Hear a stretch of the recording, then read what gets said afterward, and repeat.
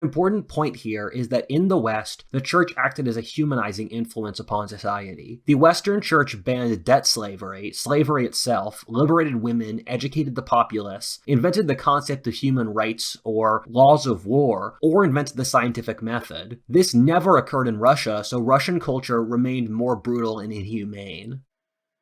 Russia was untouched by indulgencias and endless scandals in Vatican. Tragic. Alright, maybe I'm too hard on Catholic Church. I am biased after all. Nazis used Baltic Crusades as an inspiration, and Vatican sympathized with them all the way through. After all, it was Catholic Antonio de Montesinos who challenged conquistadors and recognized native Caribbeans as people. It was Catholic Bartolomeo de las Casas who continued this fight.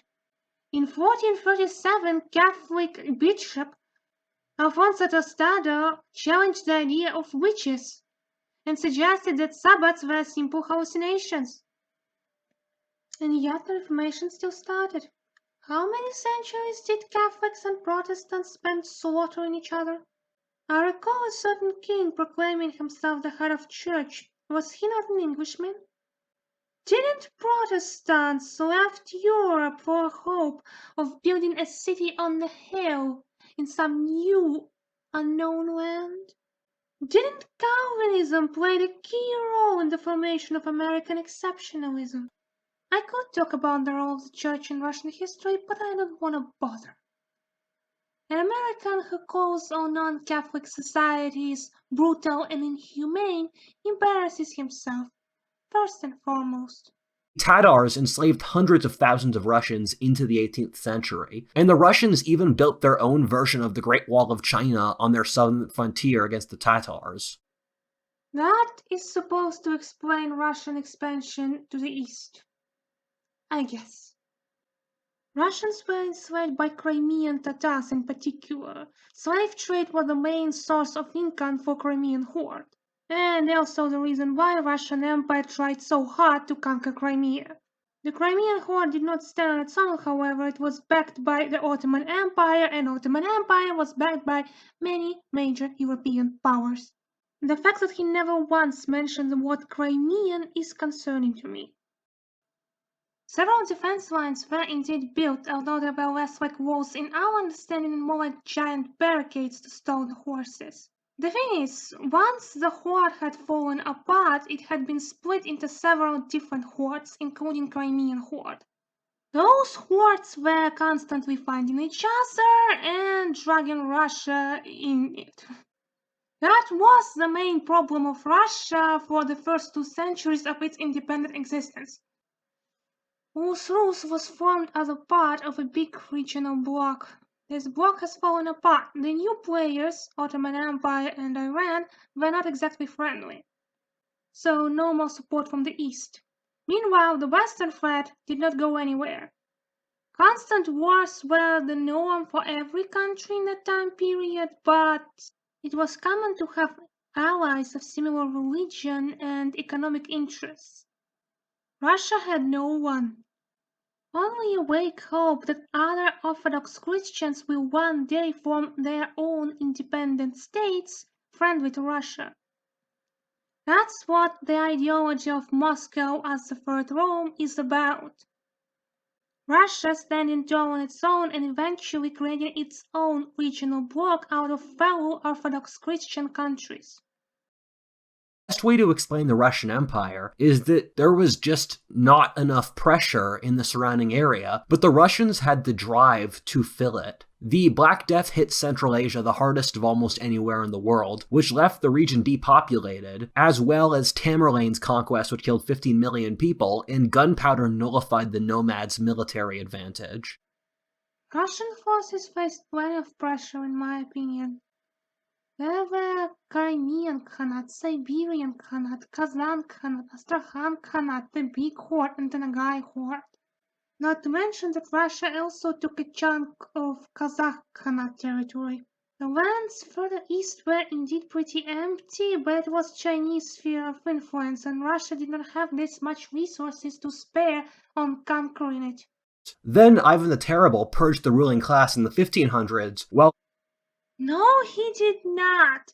Ivan IV is a Russian version of Vlad Tepes, always judged by the lies made up by his political opponents.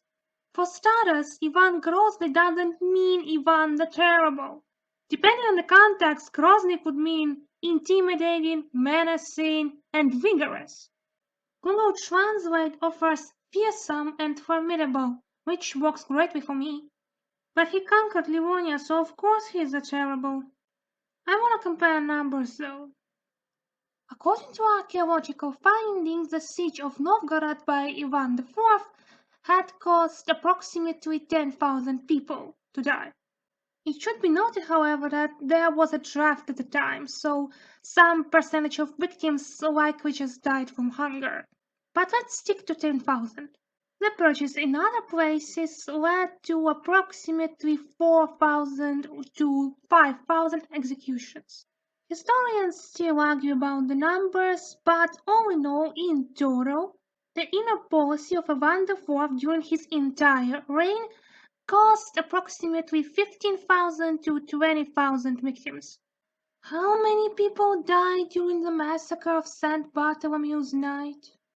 Apparently, some sources say 30,000 people, although the lowest estimate would be 8 to 10,000. Then again, if I use the logic of lowest estimates, I have to use it when it comes to Ivan IV's reign as well. If I toss aside the historian speculation and just go on the documents alone, the amount of victims would be around 9,000 if not lower. So St. Bartholomew's Night gives the entire reign of Ivan IV a run for its money. All happened in 16th century, but hey, Russian government cruel, European government nice. Ivan IV did conquer most of the hordes and khanates I mentioned earlier and was known to be brutal to the native population, particularly to the citizens of Kazan.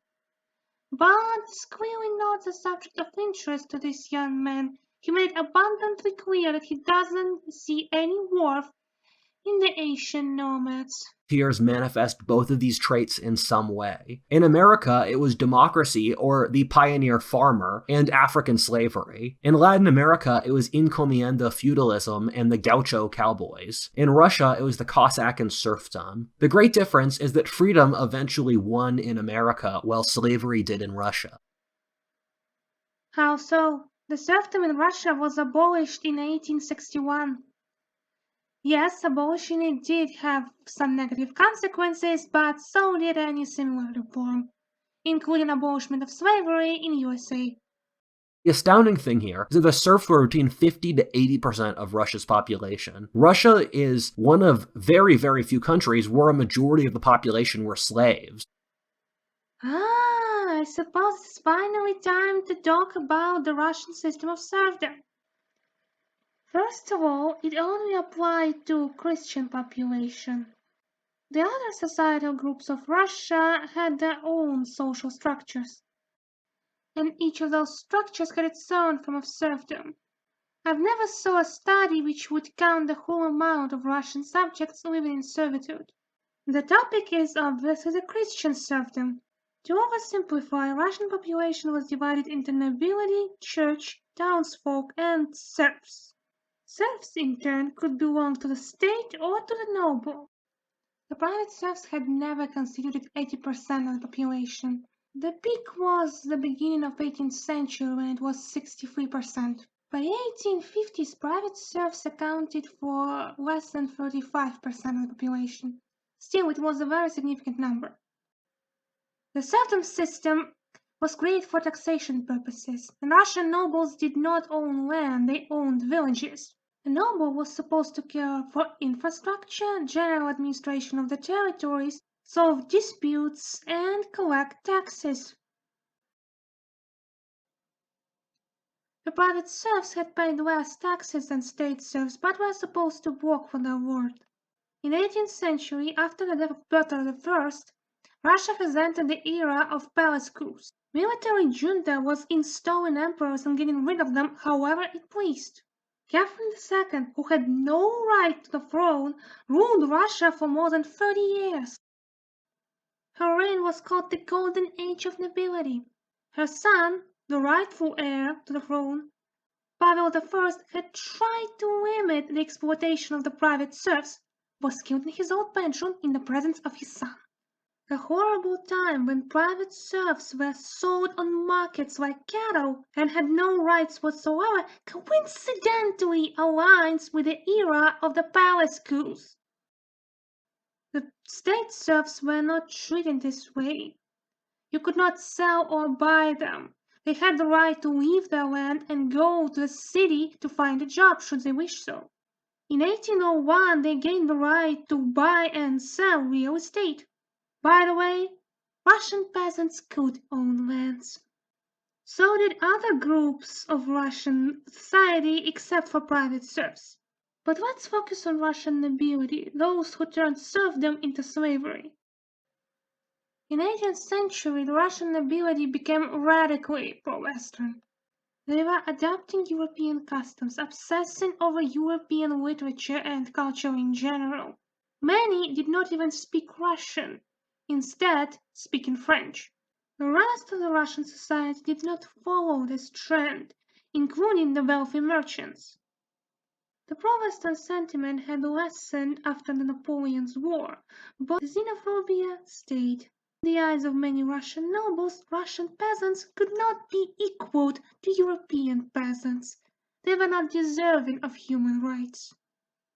The reason why Pushkin, Dostoevsky, Tolstoy, Nekrasov, or Turgenev are remembered so fondly is because they challenged this idea of Russian being inferior to the West. Only a quarter of Russians live in Siberia, but it's an area which comprises the vast geographic majority of Russia. An important fact is that the Chinese side of the border has 200 million people, while the Russian side had 5 million. These places have basically the same climate, but the Russian system provided no incentives to develop this land. It would be as if America west of the 100th parallel was just underpopulated. Isn't it though? This map is from 2020. I found it in an article of one individual arguing against the abolishment of electoral college. He noted that Chicago has a bigger population than the state of Nebraska, and that Los Angeles has a bigger population than many states combined. Maybe the situation has changed now thanks to the inner migration, but I have to ask, why didn't democratic USA develop all states equally in the first place? Let's look at Canada. Why is it so empty?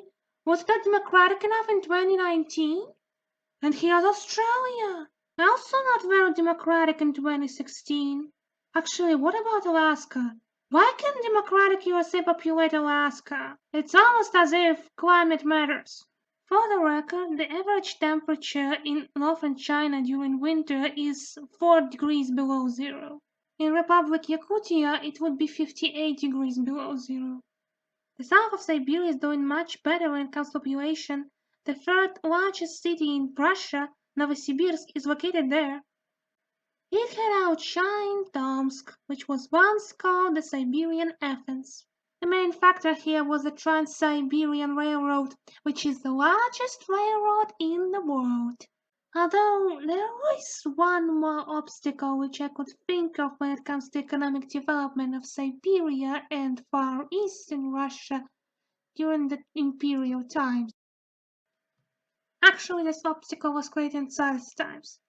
Russian government did not invest that much resources in settler colonialism.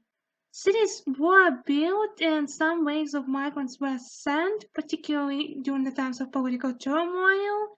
But Russian government also tried to prevent any conflicts between Christian population and non-Christian population. In 17th century, Russians were straight up forbidden to buy the lands of Tatars or acquire them in any other way.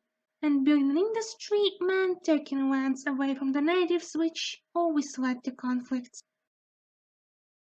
If this young man had actually checked the Russian materials about Russian history, he would know that Stalin was very invested in industrialization. But he hates Stalin, so it doesn't matter. Made a few different choices, Eastern Europe could have looked a lot like the United States. I've always wondered why is Moscow is spelled like this. Moscow is written completely differently. Heck, in ancient maps, Moscow is spelled completely differently. In any case, the days when Moscovia was used as a legitimate geographic term are long gone. For the past 5 centuries, it's a slur, used by those who believe that Russia doesn't deserve to be called Russia. What is this? What happened is that Russian nobility wanted to bring the Poles in as a reaction to the centralized Moscow government taking their liberties. Russia was a centralized country for more than a century by this point. What happened is that royal dynasty ended. A few usurpers showed up claiming to be the miraculously survived son of Ivan IV. Those usurpers were Polish agents which used Russian political problems as an excuse to bring Poles in. Eventually, Polish king decided to ditch the usurpers and just organized a full-on invasion. When the situation became dire, 7 noble houses asked Polish king to accept their submission. The story of Times of Troubles is pretty easy to understand, but somehow he managed to mess it up. This was under the deal that the King of Poland would rule the crown of Russia, not Moscovia, independently. A little correction. This was under the deal that the Polish prince would be baptized in Orthodox Christianity and never tries to baptize Russians into Catholicism. The Polish king conquered Moscow from 1610 to 1612, and then the Russian nobility realized he was going to conquer Russia. Poles starved the Russian patriarch to death and subjugated to the Poles. Well, at least this part is correct. So they rebelled and put the Romanov dynasty in charge. Sounds like a palace coup. It seems that is how this young man sees times of troubles. His point is that Eastern Europe would end up like USA if only Poland managed to colonize Russia. Resistance to Western-like Poland couldn't possibly come from the people. Not to mention that he sees Russian peasants as spineless human cattle. He didn't even bother to do minimal research, it seems. The rebellion had 2 leaders, the noble Dmitry Pozharsky and the merchant Kuzma Minin. The latter was in charge of army's finances. He's one of the most influential peasants in Russian history. Minin and Pozharsky raised an army which did not consist of Russian nobles alone. It also included a huge chunk of Russian Kazakhs. Was eventually joined by various Tatar ethnicities, Finnish ethnicities such as Mordva, non-Tatar Asian ethnicities such as Bashkirs. At one point, some Ukrainian Kazakhs brought by the Polish asked to join the rebellion as well. But whatever, let's get to the main point. So, Polish influence could have saved Russia from its gruesome fate of becoming the #1 enemy of the United States of America. It's kind of concerning that this young man talks about Russian civilization specifically, it's in the title of his video, yet consistently refers to it as Eastern Europe. Actual Eastern Europeans tend to get really offended when someone does it. This America now has to prove the case that Polish influence was beneficial to Russia, not to the West or Poland specifically, to Russia. When the Russians conquered Poland in the 18th century, Russia didn't conquer Poland in the 18th century. Russia took some of the lands which were under Polish control in the 18th century. Poland was divided between Russia, Prussia, and Austria. Polish supported Napoleon. He created the Warsaw Dukedom, and after his defeat, as a result of Congress in Vienna, this dukedom was given to Russia. Maybe he misspoke, meaning 19th century instead of 18th century. Poland was a significantly more advanced country where there were more literate Polish speakers in the Russian Empire than literate Russian speakers. The Tsar of Russia wanted to model Russia's constitution off Poland's, but then the French Revolution happened, which resulted in autocratic overreaction. French Revolution? So he's talking about the 18th century. But he also brings up Polish constitution, which Russia was supposedly trying to adapt to itself up until French Revolution. That never happened. Poland, as an independent state, Rzeczpospolita, had its own constitution since 1791. This act was in power for 19 months and created a lot of inner turmoil, which is one of the reasons why Poland was divided in the first place. At that time, Russia was ruled by Catherine II, and Catherine II hated the Polish constitution. She considered absolute monarchy to be the best way of governance. Her political ideology was enlightened absolutism. One of her main inspirations was French Empire. When French Revolution happened, Catherine II was horrified, and her court basically started cosplaying the French nobility. The most obvious and troubling sign of it is Russian nobles using French as their first language. In 1815, Alexander I had given Poland its new constitution. Since he and his court held some liberal views, there was talk about adopting similar act in Russia. But the fear of inner turmoil always held back any liberal reforms. This American confused the two Polish constitutions. He couldn't look up the dates. This leads to a point where Russia from 1700 onwards realized it had to take technologies from the West in order to survive. Russia had one of its most capable rulers ever, being Peter the Great, who was narrowly able to defeat a Swedish invasion which nearly conquered Russia. 1700s? I thought we were talking about the end of 18th century and the beginning of 19th century. Earlier he addressed Catherine II as Russian Tsar. It seems he confuses the division of Poland with the rebellion of Bogdan Khmelnytsky, which happened in 17th century. Why is he bad with dates? Also, does this mean that he calls Eastern Ukraine Poland? Must avoid ignorance, must get to the point. The point of the mixing of three different historical events together is that the Poland was great. Russia conquered Poland and got surprised of how great it is, tried to emulate it, but French Revolution happened. Russia was not able to become a Western power, and then Peter the Great decided to continue the Westernization course? Oh wait, Peter the First was trying to copy the West technology. Apparently he didn't try to emulate the Western governance system. Because if he did, Russia would be a democracy, right? West means democratic, right? Europe was run by monarchies, in most cases absolute monarchies. Sweden, as top of its power, was an absolute monarchy.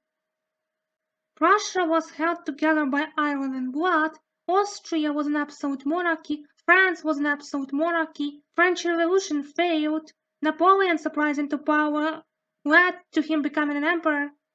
Oliver Cromwell's revolution failed. Polish democracy led to so much inner turmoil that Poland disappeared from the map. Modern historians can find something positive about those events, but to the Russian ruling class at the time, there was nothing positive about them. All they saw is that European countries were consumed by peasant uprisings and civil wars for centuries. Russian tsars were wary of it. Russian emperors and empresses tried to prevent it by using bureaucracy and police force. Peter the Great was inspired by European bureaucracy and military apparatus, but disgusted by elected institutions. Some of his successors held more liberal beliefs, but it never seriously affected their rule. In 19th century Russia even got the nickname Gendarme of Europe, because its foreign policy was aimed at suppressing rebellions in Europe and keeping the ruling monarchies in power. Seeing the civilized European peasants as a potential source of trouble, Russian nobility, of course, saw their own peasants the same way, if not worse.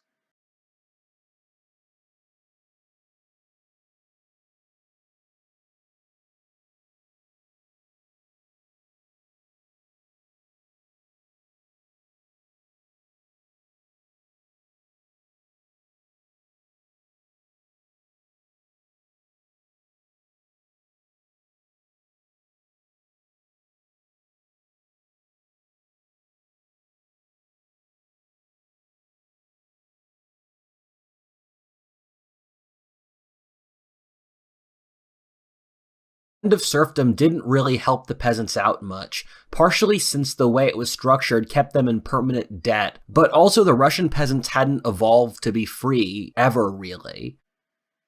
Simply put, Russian ex-serfs were in the same situation as modern youths who want to buy a house. You want it? Take it! But you have to repay the debt. Many Russians couldn't buy out their land for several generations. This enraged a lot of people at the time. Many wished that peasants would simply get the land for free, but the government tried to protect the private property of nobles. Lenin broke this system by his famous claim, "Land to the farmers, factories to the workers." It appears that this American is a Leninist in disguise. Secondly, Russia was becoming overpopulated, and as the population density increased, the resources per capita shrunk. Russia is one of the most traumatized societies ever, and communism is really a trauma reaction to that which was normal for most Russians. And we're back to the mistake he made when talking about ancient civilizations. The overpopulation requires three factors. 1. High birth rate. 2. Low infant mortality. 3. Long life expectancy. Apparently, all three factors were present in some parts of Russia. By the way, wasn't he whining about most of Russia being underpopulated and government providing no incentives to populate it? So, what traumatized Russians into communism? I hope it wasn't just the lack of birth control. That being a communal existence without private property under a fanatical religion with an autocratic state. Ah, well, I've already talked about how this idea is wrong. The only accurate part is the lack of political rights. It would be better to look at the reasons such as war and hunger. Also, some dubious decisions about people of non-Russian ethnicity. Also, let us not forget the horrible treatment of factory workers. Probably the most mistreated societal group in Russia at the time. If you look at the groups which socialists claim to represent, it would be farmers, aka peasants, and The second group were the sons of nobility, who after their fathers lost their serfs suddenly slid into poverty. They moved to the city and became overeducated, but there weren't enough jobs, and thus the only way they had to get into power was through communism. what? As the Chins were anything but noble, that was their problem. The imperial government allowed commoners to get higher education but didn't allow them to build a career. Because the imperial government always favored nobles and did everything it could to keep them in power. Socialists hated the nobles, viewed them as useless parasites. When Bolsheviks rose into power, they started to discriminate against the non-working classes. For instance, those classes were stripped of all political rights. Stalin put an end to those measures, but still, there were nobles who supported the socialist movement back in the day of Russian Empire, but they did so in spite of their noble status, not because of it. Nobles restoring serfdom via socialism. Bunin is spinning in his grave. Sadly, Western sources do not like to talk about the actual causes of concern of Russian population, such as hunger. At the end of 19th century, pretty much every decade, several provinces of Russia were suffering from famines. Around 500,000 people died in the 1890s. In 1900s, the hunger struck again. And when World War I started, it struck again. Various epidemics made the situation even worse. The talks about Russian overpopulation generally hide the talks about hunger. The wealthy landlords hiked the prices and sold grain to Europe. These two classes basically allied against the new merchant and kulak classes to reinstate serfdom in Russia. No, seriously. Ex-serfs and nobles allied to reinstitute serfdom. and merchants ran away. Somehow. I wonder how it makes sense in his head. I know that for a proud American boy, capitalist equals good, but still. Merchants were nothing new to Russia. I've already talked about that. Russian bourgeoisie or oligarchs are frequently described as weak because they had little political power, even when they started to become wealthier than the nobles. That was the main conflict of Russian elites and the reason why they were so unprepared for the revolution. The Kulak class consisted of wealthy farmers. Alongside nobles, they were the main grain exporters, and hunger was associated with them raising up the prices on bread, hence the hatred towards them. The interests of nobles allied with the interests of kulaks in many ways. Those who nobles really opposed were Russian oligarchs. But 20th century merchants were not just rivaling nobles in wealth and influence, but outperforming them. The bourgeoisie wanted political power, a legislative body where they would be represented, control over imperial finances and war effort. Alongside liberal nobles, they formed the Russian left. Meanwhile, their opponents formed the Russian right. Nicholas II was as reactionary as they come. He was adamantly against any democratic reform. It took the rebellion of 1905 to make him sign the constitution. Although, according to several sources, including the emperor's family, he was a rather soft individual and could eventually accept the change, were it not for his wife. She was the ardent supporter of absolute monarchy. Anatoly Kony also paints her as a raging Russophobe, and some of her letters support this claim. However, her affection towards Rasputin goes against this notion. In any case, she and her protege became the face of the reactionary forces in Russia, at least in public eyes. This is what caused Rasputin's death. Of course, neither he nor the empress were the real force driving the reactionary right in Russian Empire. It was the nobles fighting for their privileges. They viewed Duma negatively. Many openly wished for the return of absolute monarchy. The World War I only added spice to this conflict. Russian industry relied heavily on foreign capital, particularly German one. As a result, Russian bourgeoisie and liberal nobles were seen as a potential foreign agents. On the other hand, the royal family was German ethnically, and so were many of high-standing Russian officials. The backhanded accusations of treason became commonplace, and that is just the icing on the cake. Lenin was a charismatic leader, sure, and many of his points resonated heavily with the general public. The Bolsheviks would never be able to get anywhere if Russian nobility and Russian bourgeoisie, although Russian nobles could be liberal in many wars, so if Russian reactionary forces and Russian liberal forces didn't destroy each other first. Socialists simply picked up the pieces.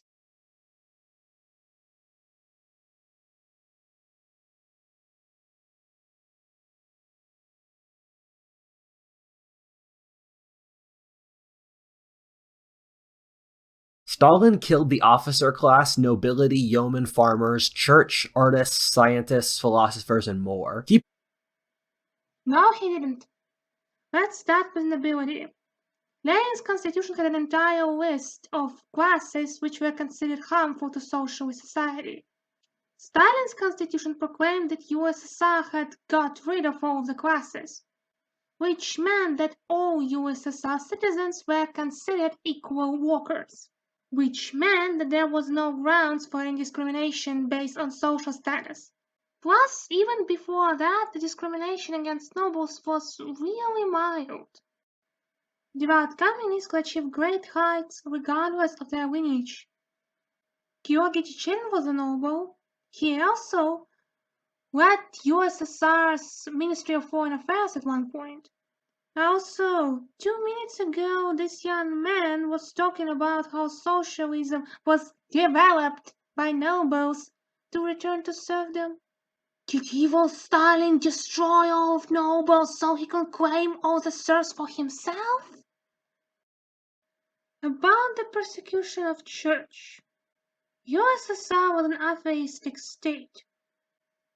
All religions were deemed as potentially harmful. But Westerners only seem to care about Christianity, so I'll focus on that one. In 1923, the persecution of Christians was forbidden.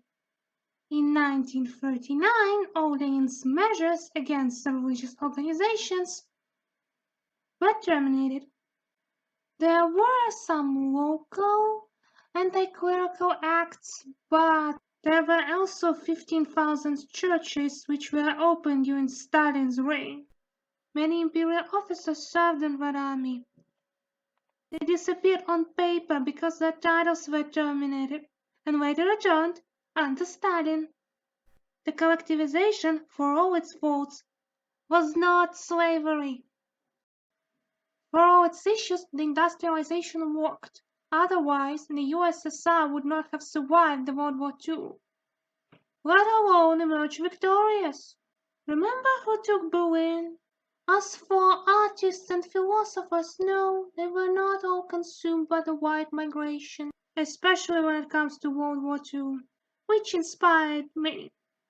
Poetry, novels, movies, songs, paintings, and sculptures created under Stalin's reign are a huge chunk of modern Russian culture. One doesn't need to dive too deep to find that out.